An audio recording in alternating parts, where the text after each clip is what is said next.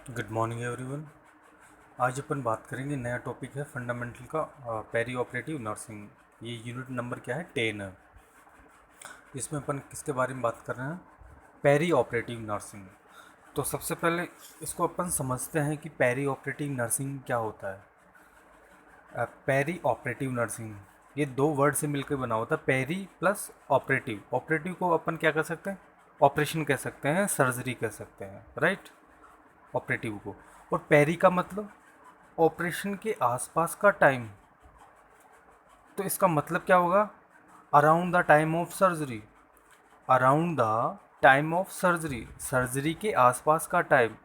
और सर्जरी के आसपास का टाइम का मतलब यानी कि सर्जरी से पहले का टाइम, या फिर अपन कह सकते हैं उस टाइम पे क्या क्या होता है, किसके द्वारा क्या किया जाता है, सर्जरी के टाइम और सर्जरी के बाद का टाइम।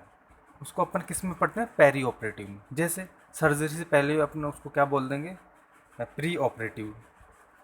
सर्जरी के दौरान इंट्रा ऑपरेटिव, सर्जरी के बाद में पोस्ट ऑपरेटिव। तो इसका सिंपली क्या है, मतलब है। अब इसको अपन समझते हैं कि जो पेरी ऑपरेटिव नर्सिंग है उसमें एक नर्स काम करती है। उस नर्स को अपन क्या बोलते हैं, पेरी ऑपरेटिव नर्स। उसका काम क्या होता है, जो सर्जरी के आसपास का टाइम होता है उसको मैनेज करती है। बट ये फर्दर तीन पार्ट में डिवाइड हो जाता है। जैसे प्री ऑपरेटिव, यानी कि सर्जरी से पहले क्या क्या रेस्पॉन्सिबिलिटीज़ होती है नर्स की, वो कौन कौन सा वर्क करती है, राइट। फिर है इंट्रा ऑपरेटिव नर्स। वो इंट्रा ऑपरेटिव फेज में इंट्रा ऑपरेटिव नर्स का काम क्या होता है, वो ड्यूरिंग सर्जरी के दौरान असिस्ट करती है, सर्जन के साथ में काम करती है। ओटी सेटअप होता है उसमें सर्जन के साथ में, एनेस्थेटिक डॉक्टर के साथ में काम करती है वो। उसके बाद में क्या आता है, पोस्ट ऑपरेटिव नर्स, यानी कि ऑपरेशन के बाद में, यानी कि उसको रिकवर किया जाता है, रिकवरी यूनिट में रखा जाता है। तो जस्ट आफ्टर सर्जरी जो जो केयर की जाती है वो किसके द्वारा की जाती है, पोस्ट ऑपरेटिव नर्स के द्वारा। तो सिंपली मैं आपको ये बता रहा हूँ कि प्री पेरी नॉट प्री, ये क्या है, पेरी ऑपरेटिव नर्सिंग के बारे में अपन बात करते हैं। जो इसके फर्दर डिवाइडेशन है वो कौन कौन से हैं, प्री ऑपरेटिव, इंट्रा ऑपरेटिव और पोस्ट ऑपरेटिव। तो सबसे पहले इसका मीनिंग समझ में आ गया होगा आपको कि पेरी ऑपरेटिव नर्सिंग का मतलब क्या है, कि around the time of surgery, surgery के आसपास का टाइम इसमें इंक्लूड होता है पेरी ऑपरेटिव में। यानी कि सर्जरी से पहले क्या काम किया जाता है, सर्जरी के दौरान कौन सी नर्स क्या काम करती है, और सर्जरी के बाद में कौन सी नर्स क्या काम करती है, जो मैंने आपको पहले बता दिया। अब ये टाइम, जो पेरी ऑपरेटिव जो टाइम है वो कहाँ से स्टार्ट होता है, ये स्टार्ट होगा कि जब पेशेंट हॉस्पिटल में एंटर होता है, वहाँ से लेके पेशेंट की सर्जरी के बाद में अगर वो रिकवर हो जाता है, उसके बीच का टाइम। एंट्री करता है हॉस्पिटल में किसके लिए, सर्जरी के लिए, और उसके बाद में जब तक वो रिकवरी हो जाता है, उस बीच का जो समय है वो किस में इंक्लूड होता है, पेरी ऑपरेटिव नर्सिंग में। Time start from the patient enter in the hospital या फिर doctor for surgery to recovery, surgery से रिकवरी तक का टाइम किस में आता है, पेरी ऑपरेटिव में, राइट। तो सिंपल इसका और आगे अपन समझते हैं। जैसे peri operative nursing is a nursing facility that work with patient who are having operative और अदर इन्वेसिव प्रोसीजर। जो पेरी ऑपरेटिव नर्सिंग क्या है, ये नर्सिंग में अपन पढ़ते हैं किसको, पेरी ऑपरेटिव नर्सिंग को। ये किसको फैसिलिटेट करती है, वर्क विथ पेशेंट, वर्क करती है किसके साथ में, पेशेंट के साथ में। हु आर हैविंग ऑपरेशन, जिसका क्या होने वाला है, ऑपरेशन। या फिर अपन कह सकें other invasive procedure. Invasive procedure का मतलब like that surgery, right.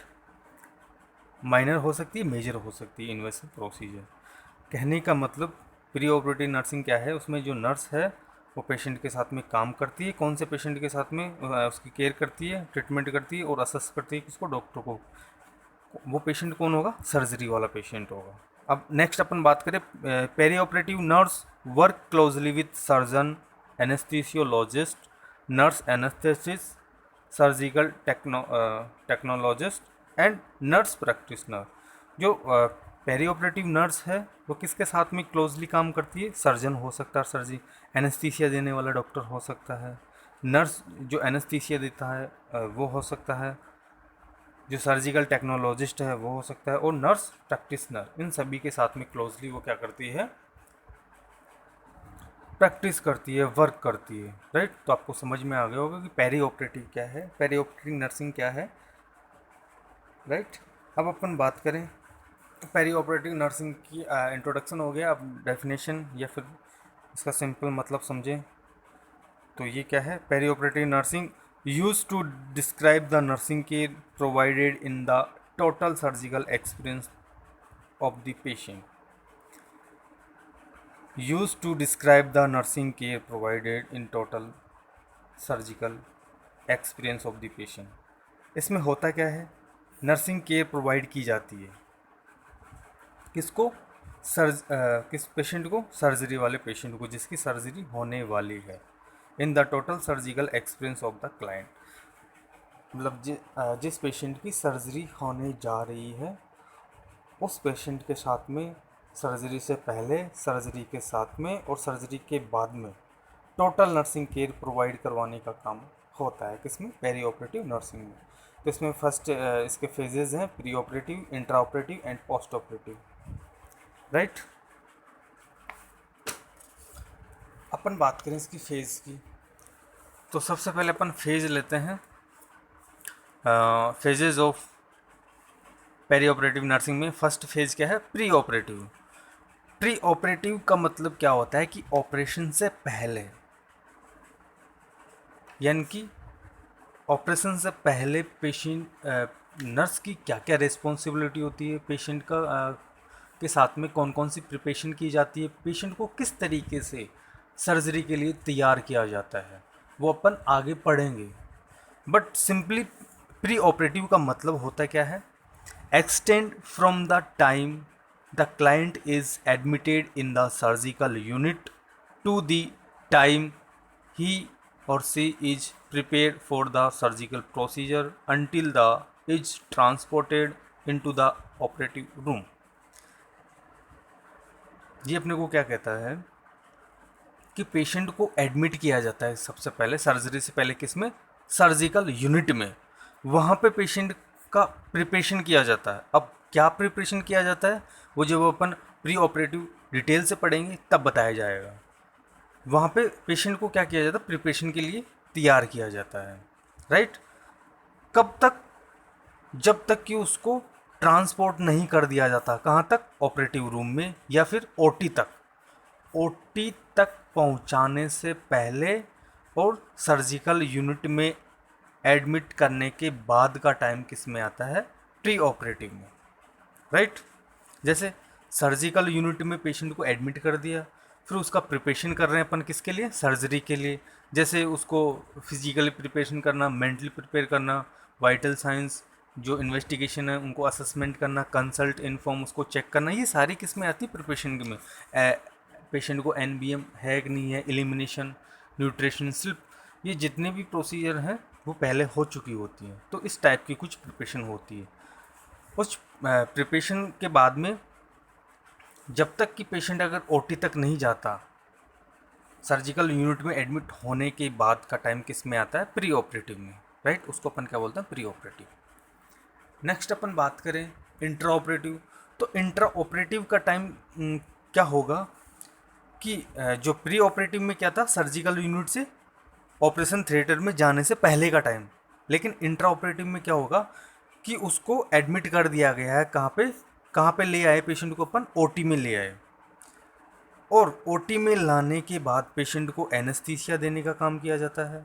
Surgical जो प्रोसीजर है वो सर्जरी की जाती है पेशेंट को। तब तक का टाइम किस में आता है? इंट्रा ऑपरेटिव में। या फिर अपन ये कह दें कि सर्जरी के बाद में फिर अपन को कहाँ भेजना होता है पेशेंट को? रिकवरी रूम में। तो रिकवरी रूम में भेजने से पहले का टाइम किस में आएगा? इंट्रा ऑपरेटिव में। तो सिंपली अपन बताना चाहें कि इंट्रा ऑपरेटिव का टाइम कहाँ से और कहाँ तक का होता है? ओटी से लेके रिकवरी रूम में भेजने से पहले का टाइम किस में आता है? इंट्रा ऑपरेटिव में। और ओटी में पेशेंट जब आ जाएगा तो वहाँ पे क्या किया जाएगा? पेशेंट को एनेस्थीसिया दिया जाएगा और जो सर्जरी के लिए प्लान किया गया है वो सर्जरी की जाएगी, राइट। नेक्स्ट अपन बात करें पोस्ट ऑपरेटिव। तो पोस्ट ऑपरेटिव में क्या आएगा, पेशेंट को ऑपरेशन के बाद में, सर्जरी के बाद में उसको कहाँ लाया जाएगा, रिकवरी रूम में, राइट। जब तक पेशेंट रिकवर हो जाता है उसके बाद में उसको अपन वापस कहाँ भेज देते हैं, सर्जिकल यूनिट में। तो पोस्ट ऑपरेटिव का टाइम कहाँ से कहाँ तक का होता है, रिकवरी रूम से सर्जिकल यूनिट तक। अब अपन इसको एक बार पढ़ते हैं। Extend from the time the client is admitted to the recovery room to the time he is transported back into the surgical unit discharged from the hospital until the follow care। समझ गए? यानी कि post operative में क्या होता है कि surgery के बाद में पेशेंट को कहाँ लाया जाता है, रिकवरी रूम में।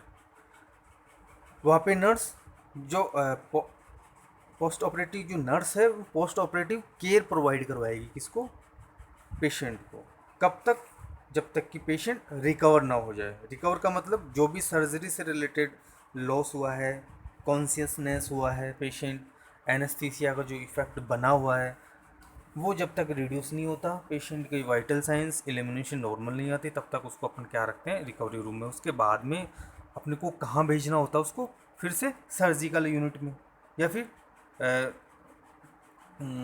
जनरल वार्ड में, या फिर डिस्चार्ज, या फिर फॉलोअप तक अपन उसको फॉलो करते हैं। ये किस में आता है, पोस्ट ऑपरेटिव। तो पोस्ट ऑपरेटिव का टाइम कहाँ से कहाँ तक का स्टेंड हो रहा है, रिकवरी रूम से फॉलोअप केयर तक का, वो किस में आता है, पोस्ट ऑपरेटिव, राइट। तो सिंपली फिर से इसको समझो आप।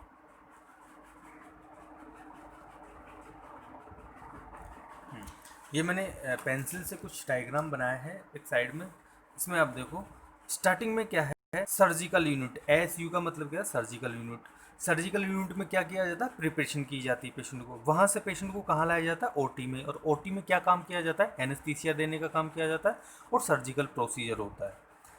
तो जो SU लिखा है उसके बगल में ये भी लिखा हुआ है कि किस में आता है, प्री ऑपरेटिव में। OT के बगल में लिखा हुआ है इंट्रा ऑपरेटिव। और OT के बाद में पेशेंट कहाँ जाता है, RR में। RR का मतलब रिकवरी रूम। रिकवरी रूम का मतलब क्या है, ये किस में आएगा, पोस्ट ऑपरेटिव में। तो रिकवरी रूम में अपन क्या करते हैं, पेशेंट को पोस्ट ऑपरेटिव नर्स के द्वारा पोस्ट ऑपरेटिव केयर प्रोवाइड की जाती है। ये केयर क्या होती है अपन आगे पढ़ेंगे। जैसे कि जो एनेस्थीसिया का जो इफ़ेक्ट बना हुआ है, पेशेंट अनकॉन्शियस है, उसके बारे उसके रिगार्डिंग पे नर्स क्या करती है, केयर करती है। RR के बाद में, रिकवरी रूम के बाद में फिर से पेशेंट को कहाँ भेज दिया जाता है, सर्जिकल यूनिट में, जनरल वार्ड में, या फिर डिस्चार्ज किया जा सकता है। वो किस में आता है, पोस्ट ऑपरेटिव, राइट। तो ये सिंपल किसका इंट्रोडक्शन था आज, प्री ऑपरेटिव का इंट्रोडक्शन पढ़ लिया, कॉन्सेप्ट पढ़ लिया, डेफिनेशन पढ़ ली और इसकी फेजेस पढ़ ली अपनी।